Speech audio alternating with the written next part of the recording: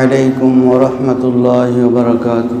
وعليكم السلام ورحمة الله وبركاته. إن الحمد لله نحمده ونستعينه ونستغفره ونؤمن به ونتوكل عليه ونعوذ بالله من شرور أنفسنا ومن سيئات أعمالنا. من يهد الله فلا مضل له ومن يضلل فلا هادي له. ونشهد أن لا إله إلا الله وحده لا شريك له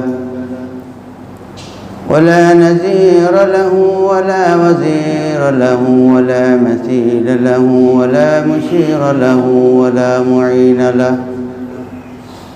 ونشهد أن سيدنا وسندنا وحبيبنا وطبيبنا وطبيب قلوبنا وطبيب أرواحنا ومرشدنا ومولانا محمدا عبده ورسوله الذي أرسله بالحق بشيرا ونذيرا وداعيا إلى الله بإذنه وسراجا وقمرا منيرا. اللهم صل على سيدنا ومولانا محمد في أول كلامنا. اللهم صل على سيدنا ومولانا محمد في أوسط كلامنا. اللهم صل على سيدنا ومولانا محمد في آخر كلامنا.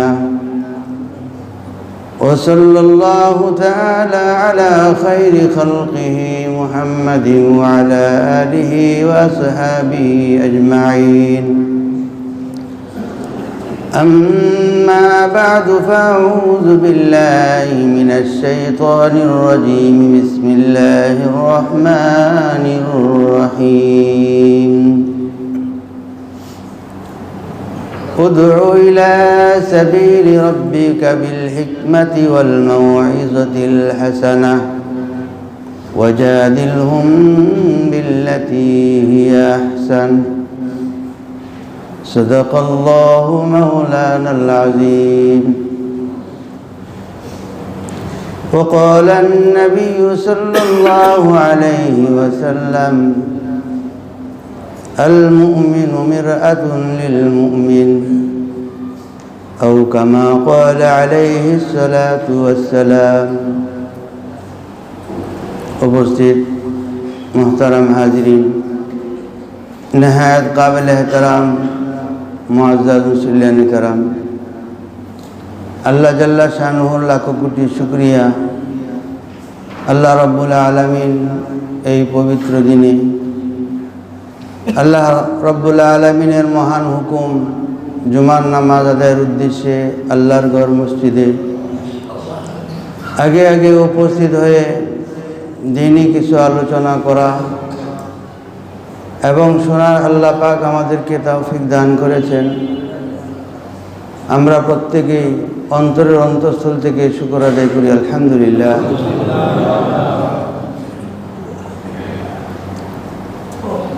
আমরা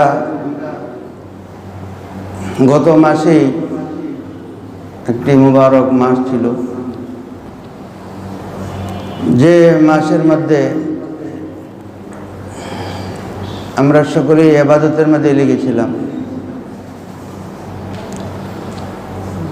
এবং হাদিস শরীফের মধ্যে আছে যে একটা ইবাদত যদি কবুল হয়, পরবর্তী ইবাদত করার যদি নসিব হয়, বোঝা গেল আগের ইবাদত আগের আমলটা কবুল হয়েছে।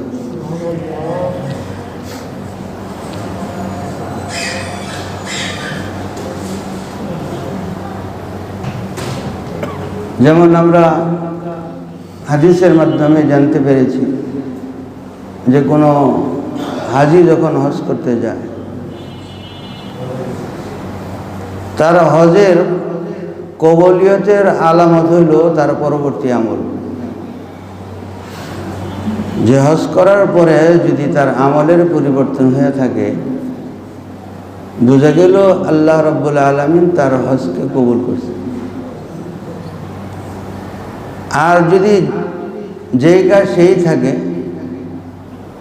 তাহলে ঘুরে আসছে ঠিক, বা তার ফরজিয়ত আদায় হয়ে গেছে ঠিক, কিন্তু আল্লাহ রাব্বুল আলামিনের কাছে তার হজটা কবুল হয়নি। তা আমরা প্রত্যেকেই আমার ভালো মন্দকে আমি নিজেই নির্ণয় করে নিতে পারি যে আমার একটা নেক আমল করার পরে পরবর্তী নেক আমলটা আমার নসিবে হইল কি। যদি নসিবে না হয়, তাহলে বুঝতে হবে আগের আমলটা, আগের ইবাদতটা আমার কবুল হয়। হজ পালনকারী ব্যক্তি তার হজের পরবর্তী আমলের দ্বারা যেমন তার হজকে নির্ণয় করা হয় যে তার হজটা কবুল হয়েছে অথবা হয়নি। হযরতে রাসূল আকরাম সাল্লাল্লাহু আলাইহি ওয়াসাল্লাম তিনি আমাদের উত্তম নমুনা।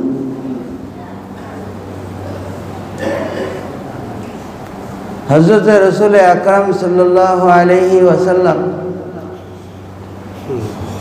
তিনি আমাদের সকল কিছুর নমুনা।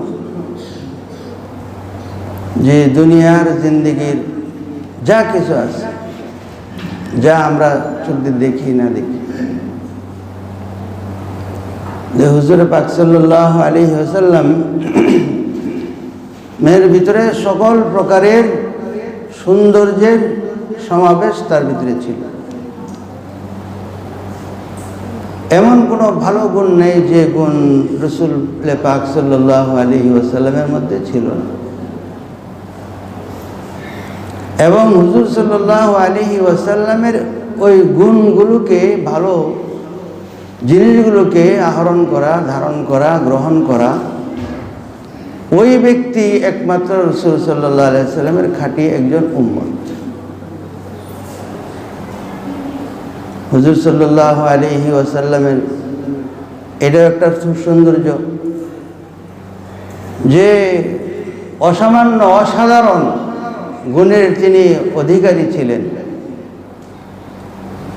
হুজুর সাল্লাল্লাহু আলাইহি ওয়াসাল্লাম আরেকটা কথা বলছেন যে উতিতু জাওয়ামিউল কালিম।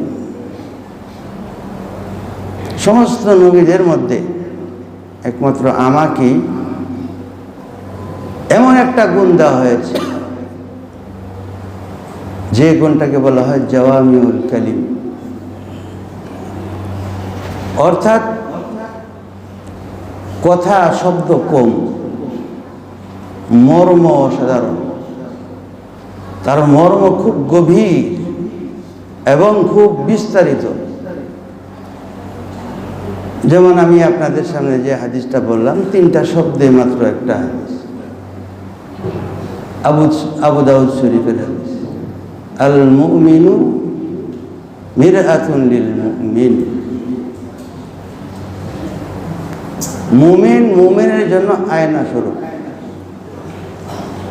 মুমিন বলতে আমরা সবাই বুঝি যে ঈমানওয়ালা, যে ঈমানদার, সেই তো মুমিন। আয়না বলতে আমরা সবাই চিনি, এটা কারো কাছে ব্যাখ্যার প্রয়োজন হয় না।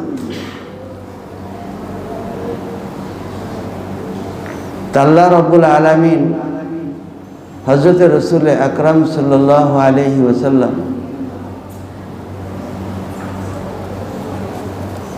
যে ইবাদতের মধ্যে এত গুণ থাকতো, এত গুণ ছিল, এত গুণের পরে দেওয়াও আল্লাহর রাসূল বলেন যে আমি সমস্ত ইবাদতের মধ্যে সবচেয়ে বেশি স্বস্তি লাভ করতাম, শান্তি অনুভব করতাম যখন আমি সেজদায় পড়তাম।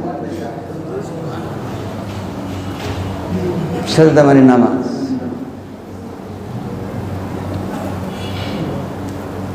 তো নামাজ হলো মুমিনের জন্য সবচেয়ে স্বস্তির এবং আনন্দের, সবচেয়ে বড় আরামের।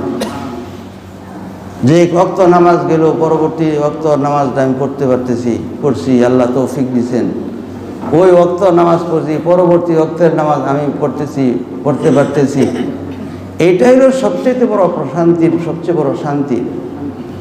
এবং এটা আলামত হচ্ছে যে আগের নামাজটা পরবর্তী নামাজ তৌফিক হওয়ার কারণে বোঝা গেল আল্লাহ তাআলা আমার আগের নামাজকে কবুল করছে। আর ওই ব্যক্তিকে আল্লাহ তাআলা নামাজের মধ্যে লাগাই দেয়,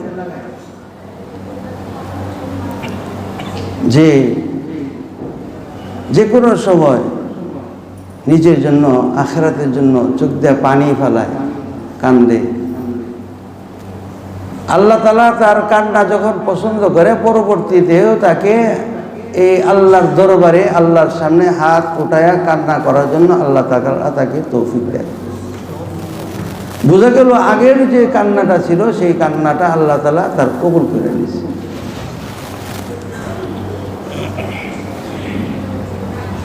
সেই জন্য হযরত রাসূল আকরাম সাল্লাল্লাহু আলাইহি সাল্লাম তিনি বলছেন যে আল মুমিনু মিরআতুন লিল মুমিন, মুমিন মুমিনের জন্য আয়না স্বরূপ।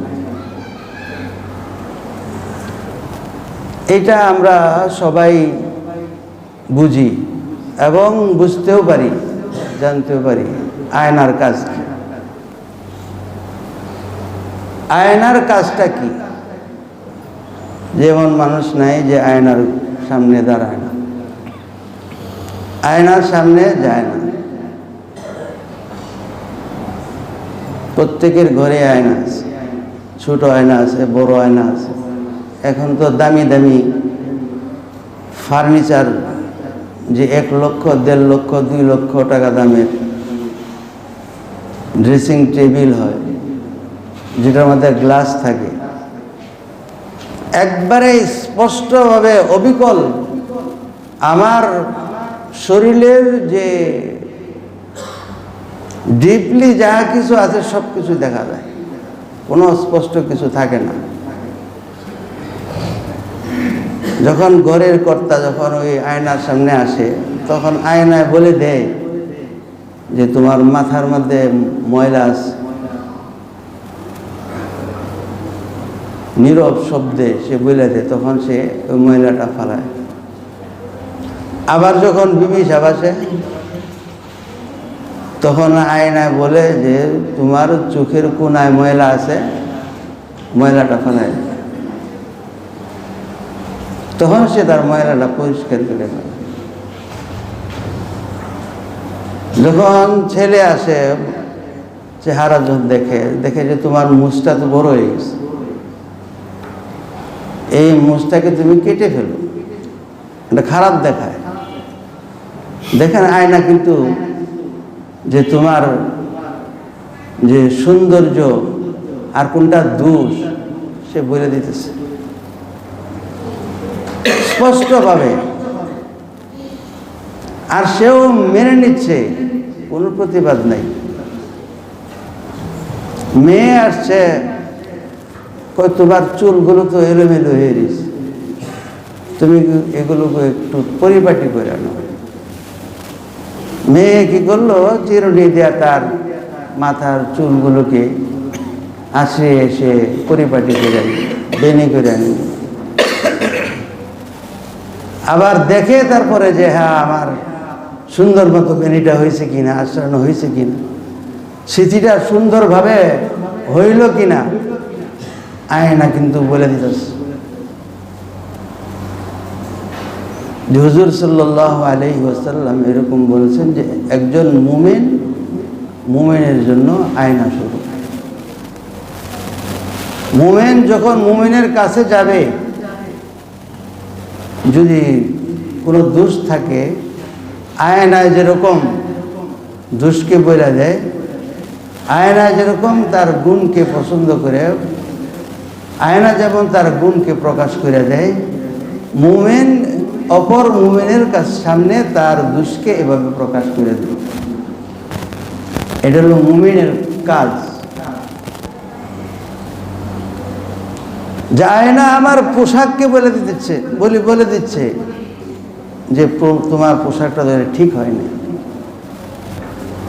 শুধু তাই না, যে যারা একটু এলিট ফ্যামিলির হয়ে থাকে এরা শরীর একরা বাজারে মার্কেট করে না বা যাত্রাবাড়িতেও করে না, এরা আর একটু দূরে যায় যেখানে সুপার শপ আছে,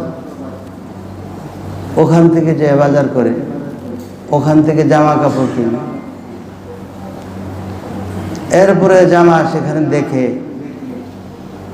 কোনটা তার জন্য সুন্দর হবে, ভালো হবে, পছন্দ করতে থাকে। আর তার চোখও ওই তার যেটা চোখের মাঝে লাগে ওইটার দিকে যায়। আর সেলারও ভালো করে দেখে, দোকানদার ভালো করে দেখে যে কাস্টমার কোন জিনিসটির দিকে চোখ যাইতেছে, এই জন্য তার চোখের দিকে চোখ রাখে। সেও আবার বলে যে যখন অভিজ্ঞ এবং দক্ষ সেলসম্যান হয় তখন কাস্টমারের রূপ ধরতে পারে যে হ্যাঁ এই রংটা পছন্দ করেছে, কয়ে স্যার এটা আপনার খুব মানাবে, এটা আপনার জন্য খুব সুন্দর লাগবে, এটা আপনি নিতে পারেন। সে কিন্তু কর্ণপাত করে না, হ্যাঁ আরো রং দেখতেছে, আর সেও তাকায় আছে কোন কোন রঙের দিকে তার চোখ যাইতেছে, বলতেছে স্যার এটাও অনেক সুন্দর, এটা লাইট কালার বা খুব সুন্দর। আবার পাশাপাশি কয় স্যার এটার একটু দাম বেশি পড়বে, আপনি যদি একটু কম দামে নিতে চান, পছন্দ না হইলে এইগুলো কম দামের আছে। হ্যার মাথাকে পুরাপুরি ঘুরাই দেয়। অথচ একই কোয়ালিটি,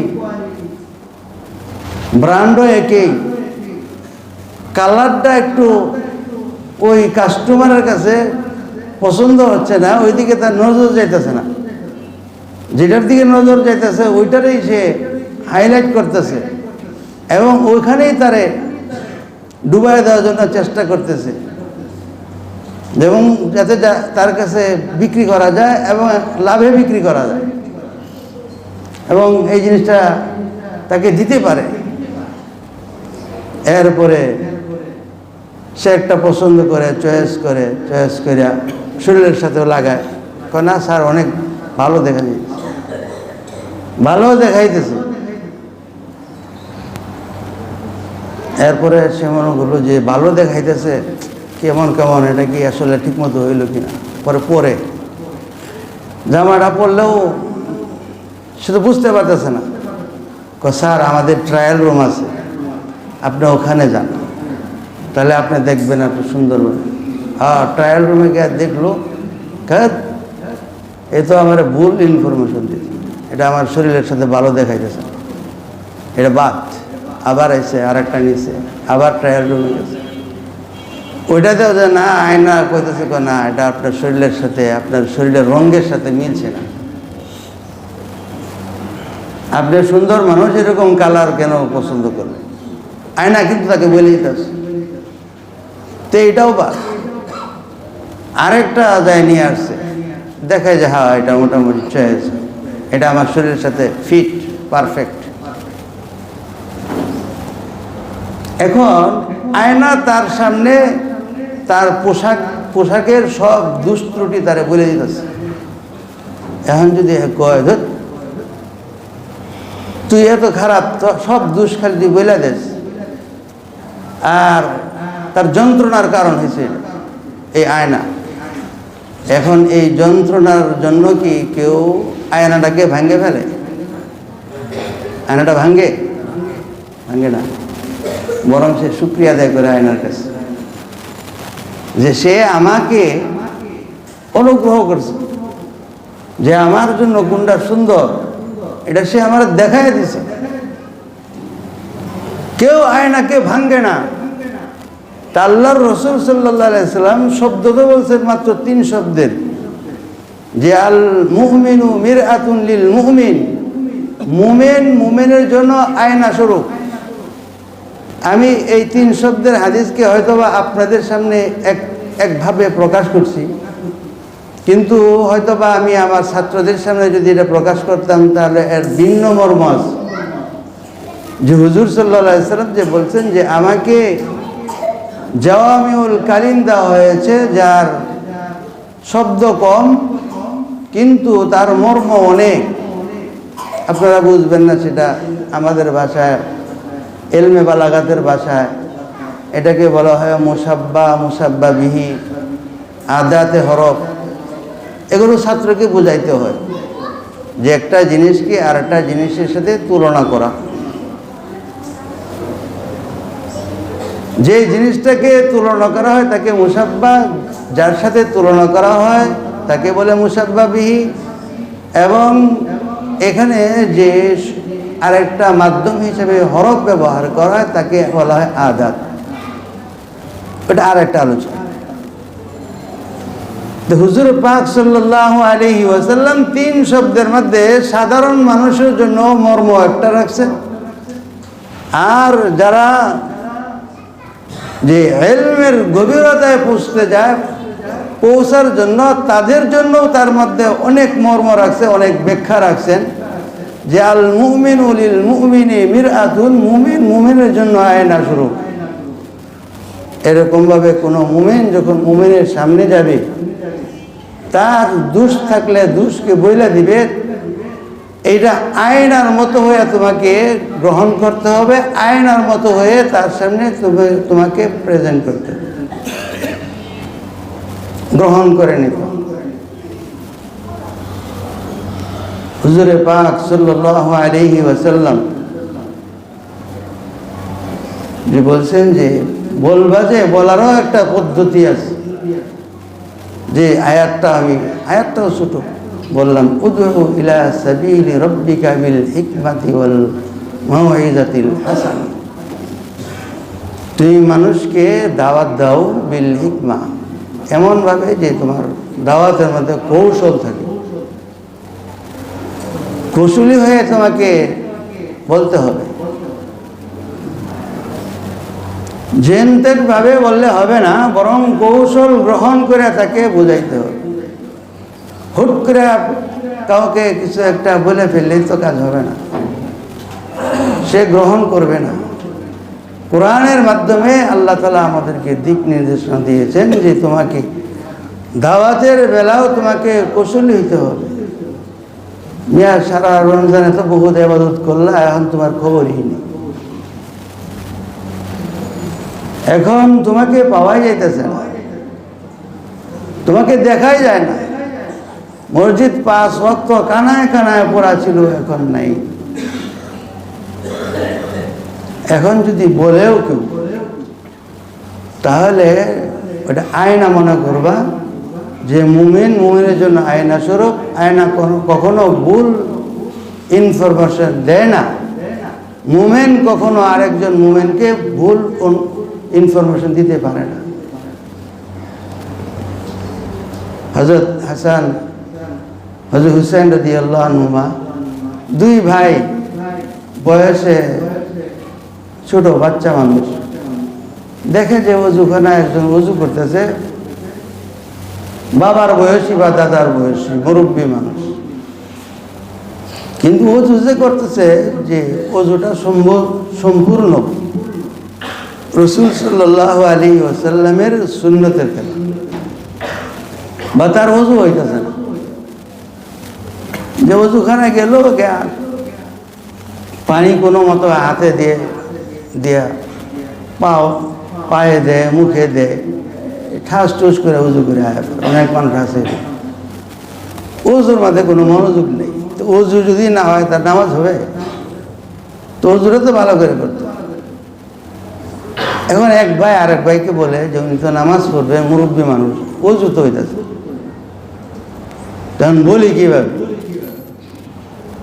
তো ওজু শেষ করছে, বলছে যে নামাজ পড়বেন। হ্যাঁ নামাজ পড়ব। তা আমরাও তো নামাজ পড়বো,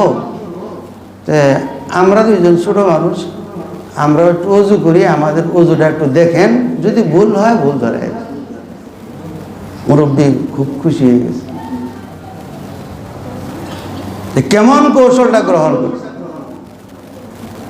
কেমন কৌশল গ্রহণ করছে। যে হুজুর সাল্লাল্লাহু আলাইহি সাল্লাম তিনি আমাদের জন্য নমুনা। তিনি একজন পিতা হিসাবে পৃথিবীর সমস্ত পিতার চেয়ে সেরা ছিলেন। একজন স্বামী হিসেবে পৃথিবীর সমস্ত স্বামীর চেয়ে সেরা ছিলেন। একজন নানা হিসাবে পৃথিবীর সমস্ত নানার চেয়ে সেরা ছিলেন। একজন উস্তাদ হিসেবে পৃথিবীর সমস্ত উস্তাদের চেয়ে সেরা ছিলেন। মুরব্বী হিসাবে পৃথিবীর সমস্ত মুরব্বীদের মুরব্বী তিনি ছিলেন।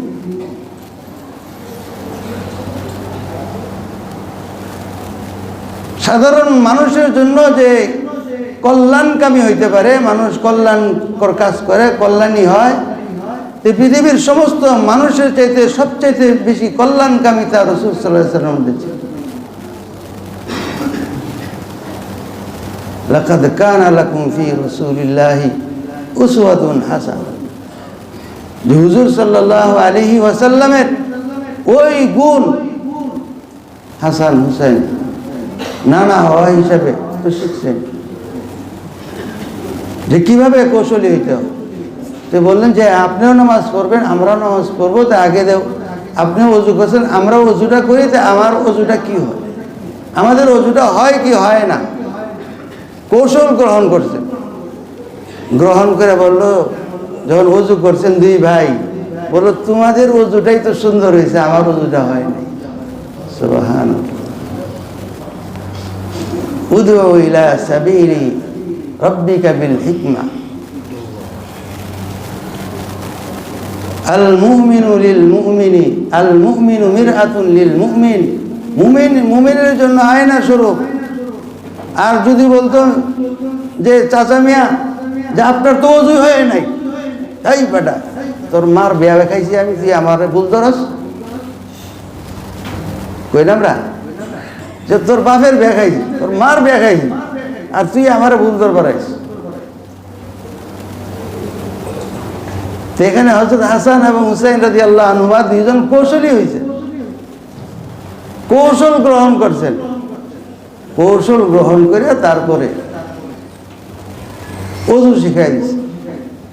হযরত উসমান, হযরত আলী রাদিয়াল্লাহু আনহুমা দুইজনই আমিরুল মুমিনিন, আগে পিছে। হযরত উসমান রাদিয়াল্লাহু আনহু নামাজ ইমামতিতে নামাজ পড়ছেন, নামাজ শেষে বলছেন যে এক লোটা পানি নিয়ে আস। আগের যুগে তো ওই মাটির ঘটি ব্যবহার, তো ওই ঘটিতে পানি নিয়ে আস। তো সাহাবারা বললো যে আমিরুল মুমিনিন আপনি তো নামাজ পড়াইছেন, এখন আবার পানি দিয়ে কি করো? হ্যাঁ আমি উজু করব। তো পানি নিয়ে আসছে, পরে উঁচু জায়গায় বসছে, উঁচু জায়গায় বসে সবাই দেখাইছেন যাতে সবাই দেখতে পারে। সুন্দর করে উজু করছে। উজু করার পরে বলতেন হাযা উযু রাসূলিল্লাহি সাল্লাল্লাহু আলাইহি ওয়াসাল্লাম। এটা হলো রাসূল সাল্লাল্লাহু আলাইহি ওয়াসাল্লামের উজু। এটা হলো রাসূল সাল্লাল্লাহু আলাইহি ওয়াসাল্লামের উজু। রাসূল সাল্লাল্লাহু আলাইহি ওয়াসাল্লাম এইভাবে উজু করতেন। আগে নিজে দেখায় দিয়েছেন, কাজটা আগে করছেন। কাজ বলতে ইবাদত, আমল। আল্লাহর রাসূল সাল্লাল্লাহু আলাইহি ওয়াসাল্লাম এভাবে আমল দেখাইছেন। তা আল্লাহ রাব্বুল আলামিন আমার নেক আমল, পরবর্তী নেক আমলটা করা, ওটা আগের আমলটা কবুল হওয়ার আলামত। এটা আমরা এইভাবে বুঝতে পারি। আপনি আমি আমাদের বাড়ির বা ক্ষেতের জমিনের বা যে কোনো মার্কেটের যখন কাউকে কাজের জন্য নিযুক্ত করি, নিয়োগ দিই কাজ করে দেওয়ার জন্য, যদি তার কাজ পছন্দ হয় তাহলে পরবর্তী সময় তাকে আবার ডাকা হয় কাজের জন্য।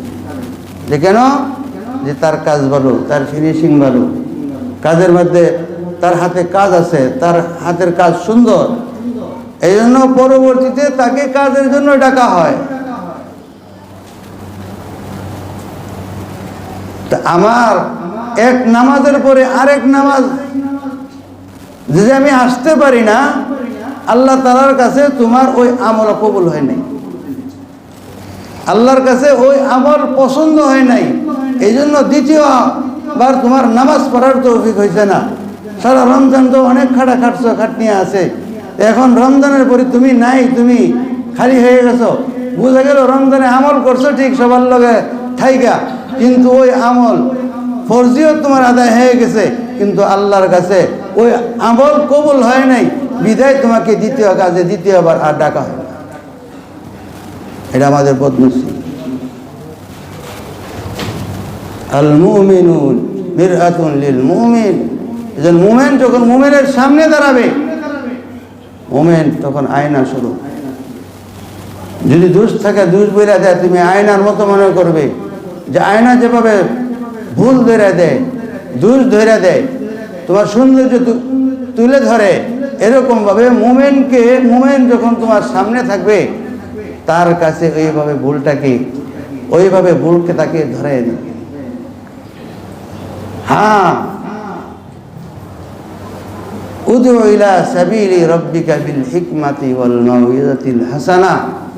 তবে তোমার সেই ভুল ধরা, সেই দাওয়াত যেন ভুল পন্থায় না হয়, ভুল পদ্ধতিতে না হয়, বরং সেই দাওয়াতের মধ্যে যেন তুমি কৌশলী হও। হযরত থানভী রহমতুল্লাহ আলাইহি কিতাবের মধ্যে গল্প লিখছেন, এক বাদশাহ স্বপ্ন দেখছে তার সবগুলো দাঁত পড়ে গেছে। তো বুঝেন, যদি আমিও এই স্বপ্ন দেখি বা আপনারাও দেখেন, তাহলে আমার সবগুলো দাঁত পড়ে গেল, এটা দুশ্চিন্তার কারণ। এইরকম দুশ্চিন্তা তার ভিতরে হয়েছে। তখন ঘুম থেকে ওঠার পরে সে তার স্বপ্নের কথা বলল যে আমি তো স্বপ্নে দেখছি যে আমার সবগুলো দাঁত পড়ে গেছে, তখন আবার এই স্বপ্নটার অর্থ কি দাঁড়ায়, আমার দাঁতগুলো কেন পড়ে গেল? তো একজন বলল যে হুজুর, এক লোক আমার কাছে আছে, তাকে আমি বলি, সে বলে দিল। একজন অদক্ষ মানুষ, অকৌশলী মানুষ, সে এসে বলছে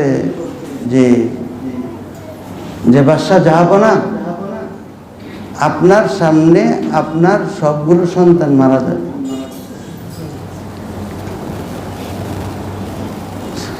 কয় এরে জেলখানা পাঠাও, ওরা ধরে ওরা জেলখানায় যাবে।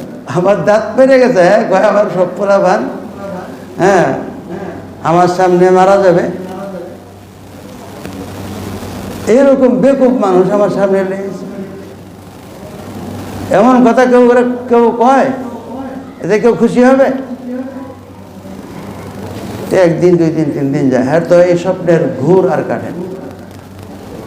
তো উজিরকে বললো, উজির, তুমি সারা দেশে একটু তালাশ লাগাও, দেখো একজন ভালো মানুষ। আমার তো এই স্বপ্নটা আমারে কষ্ট দিতেছে, কারণ যে আমার আত্মা প্রশান্তি লাভ করে এরকম তাবির না পাওয়া পর্যন্ত আমার ভিতরে শান্তি আসবে।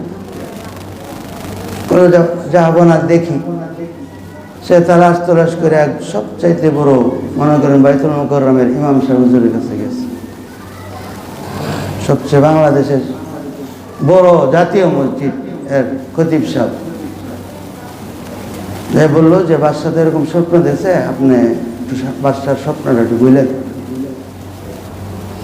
তা আসছে, আসার পরে স্বপ্নে কখন দেখছেন, কোন সময় দেখছেন, কিভাবে দেখছেন, রাত্রে দেখছেন না দিনে দেখছেন, কোন টাইমটায় দেখছেন, সবগুলো জিজ্ঞেস করছে। জিজ্ঞেস করার পরে বলতেছে যে বাদশাহ জাহাপনা, আল্লাহ তাআলা আপনাকে অনেক লম্বা হায়াত দান করবেন।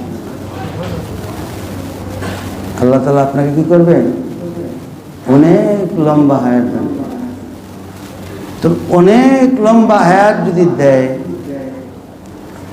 তাহলে যদি 100 বছর হয়,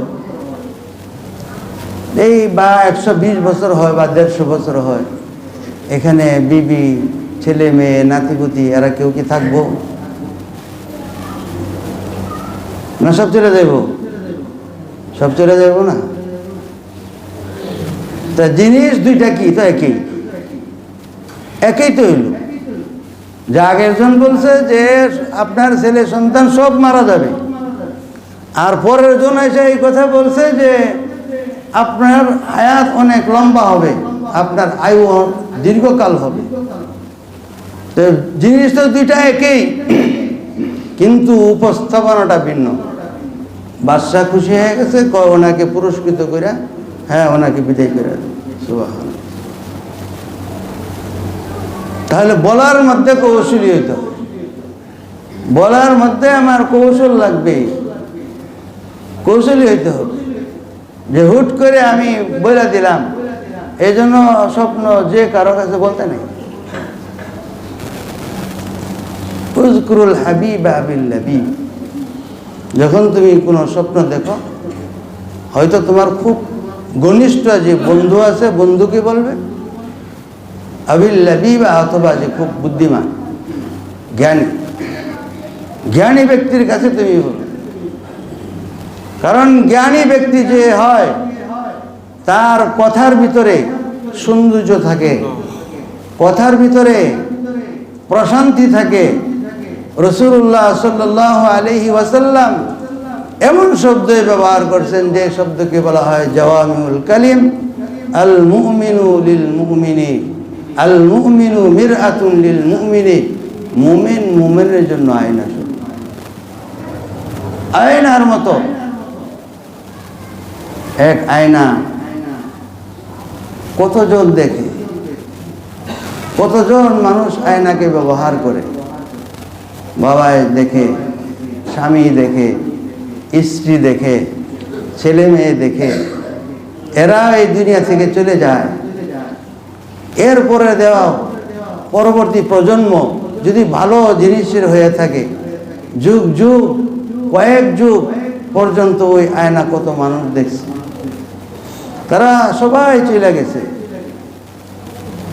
কিন্তু আয়নাও এমন এক জিনিস যে দোষ ধরে দিতেছে, ভুল ধরে দিতেছে, আর তাকে বিড়ম্বনায় ফেলাইতেছে। আয়নার প্রতি সে ক্ষিপ্ত হয় না, ক্ষিপ্ত হয়ে তাকে ভেঙে ফেলে না, বরং সে তার দোষটাকে সে ঠিক করে নেয়। এরকম ভাবে যে মুমিন মুমিনের সামনে যখন যাবে, মুমিনকে যখন কোনো তার দোষ দেখবে, বইলা দিবে, সে ক্ষিপ্ত হবে না। এই যে যুগ যুগ ধরে চলে আসছে, প্রত্যেকের দোষ ধরছে। আয়নাও এমন যে দাদার দোষ বাপেরে বলে না, বাবার দোষ ছেলেরে বলে না, মায়ের দোষ মেয়েকে বলে না, মেয়ের দোষ ভাইকে বলে না, ভাইয়ের দোষ তার ছেলেকে বলে না, ওই ছেলের দোষ তার পরবর্তী প্রজন্মকে বলে না। এইভাবে যুগ যুগ ধরে চলে আসতেছে। এরকম ভাবে মুমিন আয়নার মতো হয়ে থাকবে। আয়না যেমন যে তার ভিতরে যে তার সামনে এসছে, শুধু তার দোষকেই বলে, অন্যের দোষ বলে না, অন্যের দোষ তার সামনে উল্লেখ করে না।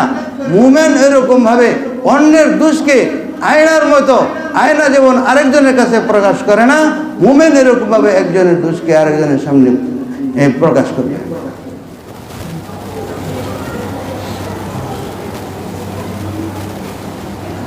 দেখলেন কত সুন্দর যে শব্দ তো মাত্র 3টা, কিন্তু এই শব্দের মধ্যে কত কিছু। এই 3 শব্দের মধ্যে যে আমাদের জন্য রাসূল সাল্লাল্লাহু আলাইহি সাল্লাম কি এক নমুনা রেখে দিলেন, কি এক আদর্শ রেখে গেলেন, যে মুমিনের জন্য আয়না স্বরূপ। এই জন্য প্রত্যেক মুমিন আরেক মুমিনের জন্য আয়না হিসেবে হবে, আয়নার মতো থাকবে। উদু ইলা সাবিলি রাব্বিকা বিল হিকমাতি ওয়াল মাউইযা, যে তুমি তোমার রবের দিকে যখন আহ্বান করো, দাওয়াত দাও, ডাকো, তখন সেখানে কৌশলকে তুমি গ্রহণ করো। তাহলে ইহকাল পরকাল সব তোমার সুন্দর হবে, সব ভালো হবে, দুনিয়াটাও তোমার মধুর হবে। হজরত শেখুল আলী জাকারিয়া রহমতুল্লাহ আলাই, উনার পিতা হজরত ইয়াহিয়া রহমতুল্লাহ আলাই, যিনি হজরত গঙ্গোহী রহমতুল্লাহ আলাইয়ের ছাত্র এবং খাদেম ছিলেন। বানিয়ে দাওয়াত ও তাবলীগ হজরত মাওলানা ইলিয়াস রহমতুল্লাহ আলাইয়ের বড় ভাই ছিল। খানদান কেমন বুঝেন? যে হজরত ইয়াহিয়া রহমতুল্লাহ আলাই, ওনাকে ইংরেজ জজ মুসলমানদের মসজিদের একটা জায়গা নিয়ে দ্বন্দ্ব হয়েছে হিন্দু মুসলিম। তো ইংরেজ জজ যেহেতু তারা 200 বছর মতো শাসন করতে, শাসন করার অর্থ হইল যে শুধু যে এই দেশ থেকে সম্পদ লুট করে এনে সেরকম না, তারা দেশ চালাইছে, দেশ পরিচালনা করছে, বিচার আচার সব কিছুই হয়েছে। এই জন্যই এই দেশে হিন্দু মুসলিম দুইটাই আছে, তাদের ভিতরে পরস্পরে দ্বন্দ্ব হয়েছে। তখন ওই ব্রিটিশের আদালতের শরণাপন্ন হইতে হয়েছে। হিন্দুরাও গেছে, মুসলমানও গেছে। মুসলমান বলে যে এটা আমাদের মসজিদের জায়গা, হিন্দুরা বলে যে এটা আমাদের জায়গা। সবাই দলিল প্রমাণ দিয়া যে মাসকে মাস পার হয়ে যাইতেছে, কিন্তু সমাধান হচ্ছে না। তখন ইংরেজ জজ বলল যে মাওলানা ইয়াহিয়া তিনি যদি আইসা এখানে বলে দেন এটা মসজিদের জায়গা, হ্যাঁ, অথবা হিন্দুদের জায়গা, তার কথার উপরে ফয়সালা। ওনাকে বলা হইল, বলল যে আমি তো অপন করছি, শপথ করছি যে কোনো ইংরেজের সামনে যাতে আমার চেহারা না পড়ে, কারণ তারা এই দেশকে আমাদের শোষণ করতেছে অন্যায়ভাবে, তাদের সামনে আমি যাইতে চাই। তো আবার আদালত হইল, আদালত বললো যে উনি তো এই জবাব দিচ্ছে। তো ওনার নামে সমন জারি হইল যে এই মর্মে যে আপনি আমার চেহারা দেখতে হবে না, আপনার চেহারা ওই দেয়ালের দিকে থাকবে, এটাকে আদালত অবমাননা হিসাবে মেনে ধরে নেব না। তারপরেও আপনি আসেন, এই দুই দলের ভিতরে যে দ্বন্দ্ব, এর যে সমাধান হওয়া উচিত, যে তাহলে শান্তি আসবে না, আমার সমাজের মধ্যে শান্তি আসছে না, আপনি এই প্রক্রিয়া হইলেও আপনি আসেন, আইসা আপনার মতামত দেওয়া। আইসা যখন এই কথা বলছে হযরত ইয়াহিয়া রহমতুল্লাহ আলাইহি, তিনি তাতে সম্মতি দিয়ে গেছেন। তখন মুসলমানরা সব খুশি। যে খুশি কেন? যে আমাদের এই মুরব্বী উনি আসছে, তা ফয়সালা তো মসজিদের জায়গা, মসজিদের জন্যই দিবে। আদালতে দাঁড়ায় বলতেছে যে এই জায়গা এটা মসজিদের জায়গা না। মুসলমানদের চেহারা কালো হয়ে গেছে, হায় হায় কি করল। ইংরেজ জজ এই জায়গা হিন্দুদের নামে রায় দেন।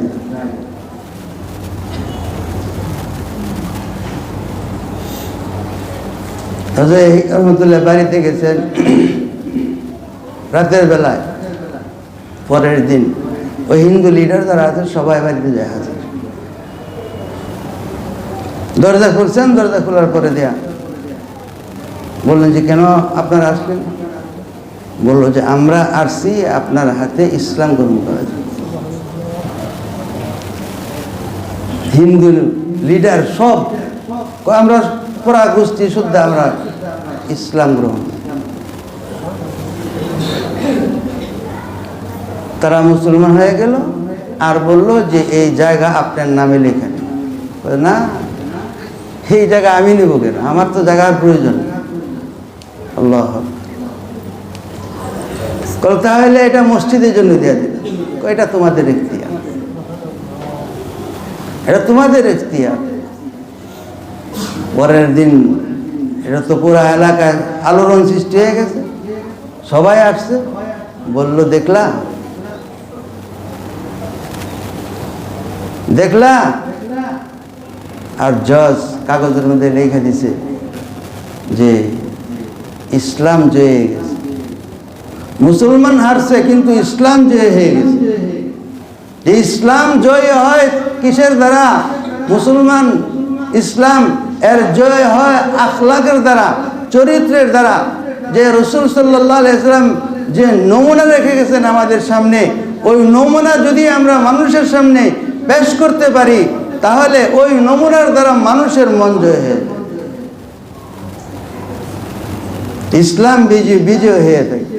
যে হুজুরে পাক সাল্লাল্লাহু আলাইহি ওয়াসাল্লাম এই জন্য বলছেন, আল মুমিনু মিরআতুন লিল মুমিন। মুমিন মুমিনের জন্য আয়না স্বরূপ। মুমিন যদি মুমিনের জন্য আয়নার মতো হয়ে দাঁড়াইতে পারে, যদি মুমিন মুমিনের দোষকে তুলে ধরে বলতে পারে, তাহলে ওই মুসলমান, ওই মুমিনদের মধ্যে কোনো দিন কোনো অশান্তি, কোনো নৈরাজ্য, কোনো অপমান, কোনো লাঞ্ছনা ওই ইসলামী সমাজের মধ্যে আসতে পারে। আল্লাহ তাআলা